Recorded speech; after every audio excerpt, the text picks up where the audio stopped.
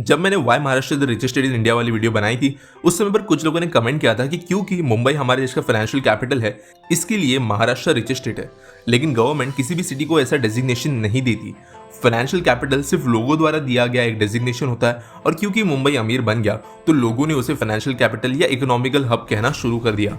और आज हम जानेंगे कि ये कैसे हुआ और क्यों गांजे का इसमें एक बहुत इंपॉर्टेंट रोल है। तो वीडियो अंत तक जरूर देखना।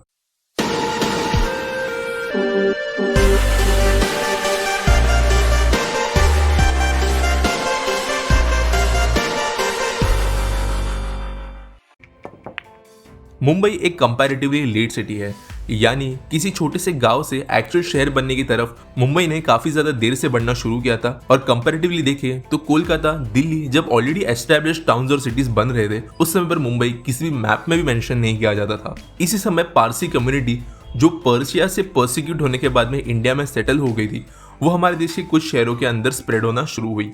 इन्हीं में से कम्युनिटी साउथ मुंबई के कुछ इलाकों में बसना शुरू हुई और यहाँ पे उनकी एक अच्छी खासी कम्युनिटी बन गई। क्योंकि पारसी कम्युनिटी ज्यादातर कोस्टल सिटीज पर सेटल होना शुरू हुई थी, तो इनके ट्रेडिंग रिलेशंस एक दूसरे से ज्यादा बेहतर थे और साथ में मिलकर ये अलग अलग देशों के साथ में ट्रेड करने का काम किया करते थे।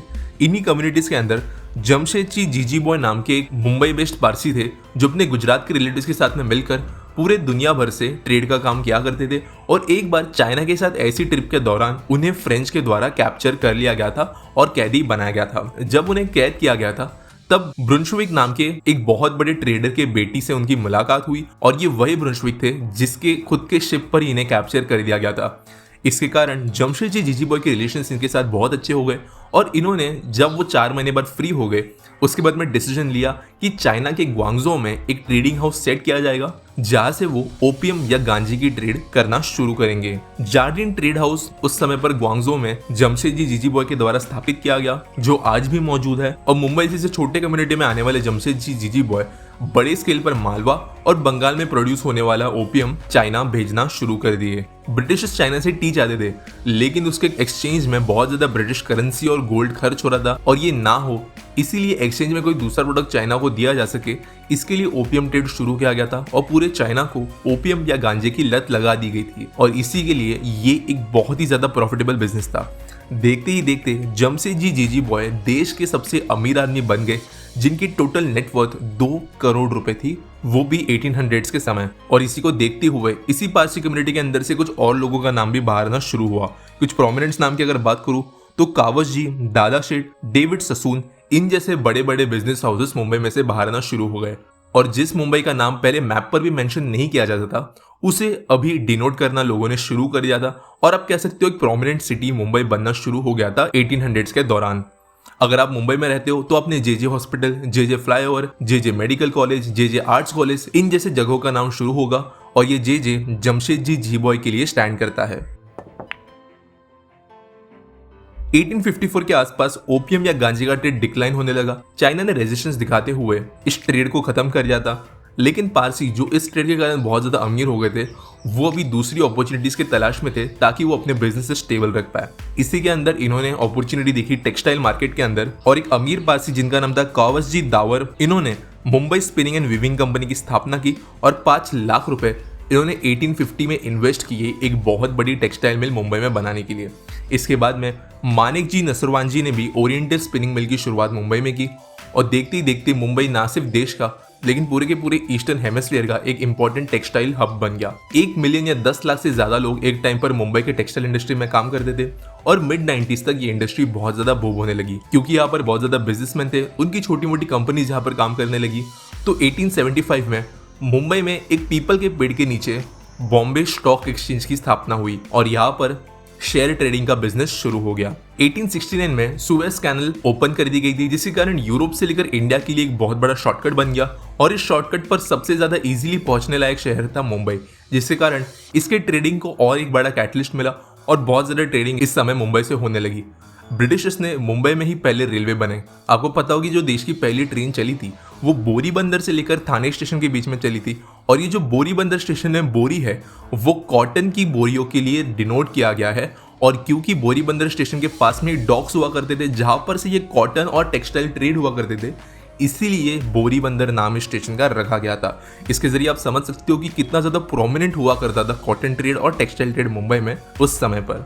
1920s तक टेक्सटाइल इंडस्ट्री अपने बूम पर थी, लेकिन बाद में धीरे धीरे ये डिक्लाइन होना शुरू हो गई जब देश के बाकी शहरों के अंदर भी टेक्सटाइल इंडस्ट्री बढ़ने लगी।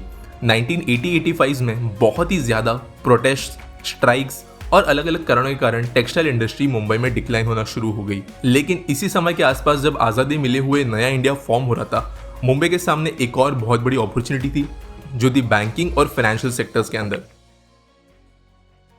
दोस्तों, कोलकाता क्योंकि हमारे डिवाइडेड बॉर्डर के बहुत ज्यादा पास में था, तो वहां की डोमिनेंट बैंक जो उस समय पर ना सिर्फ इंडिया लेकिन इंडिया, बर्मा, बांग्लादेश, नेपाल इन जैसे सारी जगहों को डोमिनेट किया करती थी, वो डिक्लाइन होना शुरू हो गई।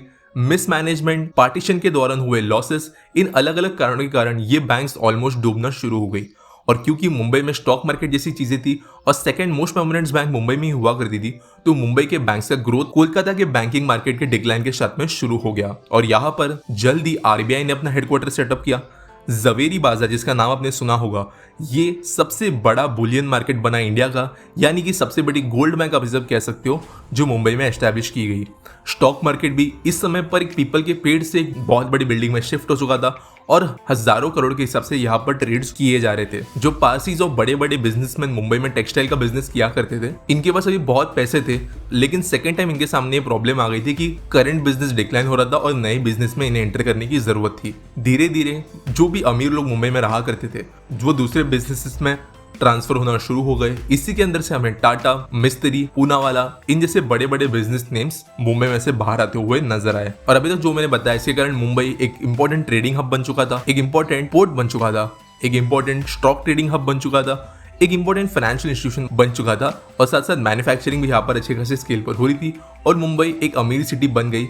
लेकिन फिर भी ऑलमोस्ट 1970 तक मुंबई, कोलकाता, दिल्ली इन दोनों शहरों से कम पैसे कमाया करती थी। इसके बाद मेरी महाराष्ट्र वाली जो वीडियो है, जिसके अंदर मैंने पॉलिसी रिफॉर्म्स, किस तरीके से कंपनीज को अट्रैक्ट किया गया, MIDC के बहुत ज्यादा लूज रूल्स, कंपनीज का मुंबई को अलग अलग कारणों के कारण हेडक्वार्टर चुना जाना, ये सारे रीजन के कारण मुंबई अपनी पोजीशन मेंटेन कर पाया और ग्रोथ भी यहाँ पर अच्छे स्केल पर होती रही। और फाइनली 1970s के दशक में मुंबई ने बाकी सारे शहरों को क्रॉस करते हुए अपने आप को as a dominant trading city बना लिया और वो मुंबई का फाइनेंशियल कैपिटल लोगों के लिए बन गया। कई लोग मेरे महाराष्ट्र वाली वीडियो में ये भी कमेंट कर रहे थे कि बॉलीवुड होने के कारण मुंबई एक फाइनेंशियल कैपिटल बन गया है, लेकिन दोस्तों बॉलीवुड बिल्कुल भी बड़ी इंडस्ट्री नहीं है।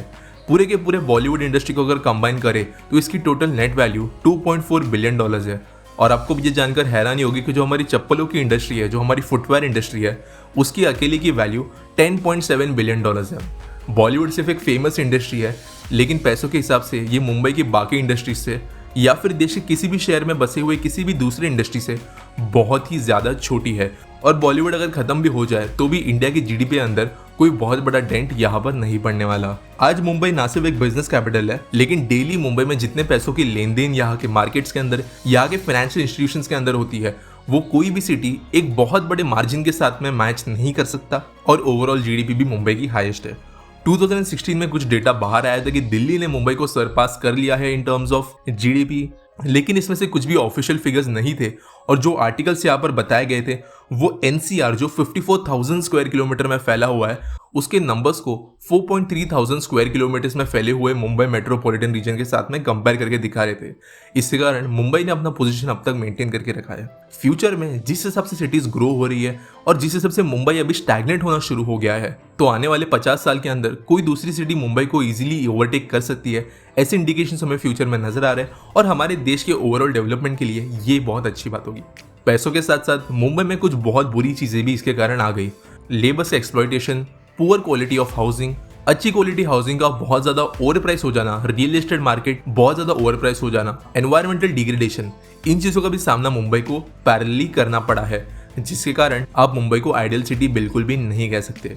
तो दोस्तों, ये रही कहानी कि किस तरह मुंबई एक ओपियम ट्रेड कैपिटल से टेक्सटाइल कैपिटल में चेंज हुआ, टेक्सटाइल कैपिटल से एक फाइनेंशियल मार्केट में चेंज हुआ, और इन सारी चीजों के कारण किस तरीके से मुंबई हमारे देश का सबसे अमीर शहर बन गया।